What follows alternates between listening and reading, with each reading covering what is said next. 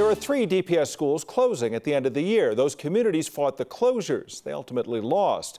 Well, now the superintendent of Denver Public Schools is suggesting taking a unique and innovative program away from 2 schools in the district. Last month, DPS Superintendent Alex Marrero recommended revoking the Innovation Zone status of Kepner, Beacon, and Grant Beacon middle schools.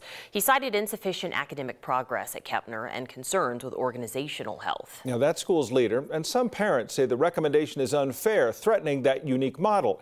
Here's 9 News reporter Courtney Yoon. Kepner Beacon Middle School isn't like all the other traditional schools. They wanted something different for their children through our enrichment programs, our personalized learning, our focus on character development. Executive Director Alex Magana oversees both Kepner Beacon and Grant Beacon middle schools. The 2 schools are part of an innovation zone, which gives schools more autonomy to better meet the needs of their students. I don't think it's fair what the superintendent is recommending. But last month, the DPS superintendent recommended to revoke the Beacon Innovation Zone due to insufficient academic progress at Kepner and concerns with organizational health. It impacts our autonomy and our flexibilities through the innovation, through innovation schools. So is it a power move?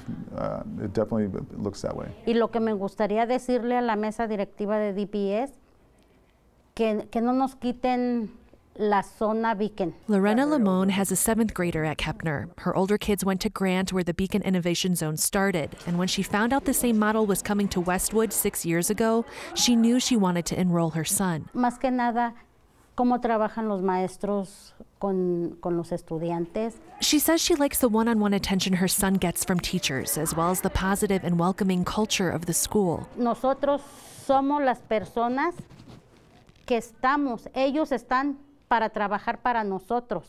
No, ellos no son independientes. Limon says the DPS board needs to listen to the parents and students who don't want their unique school programming to go away. It's unfortunate that we're having to push back and fight this fight when there's so many other priorities.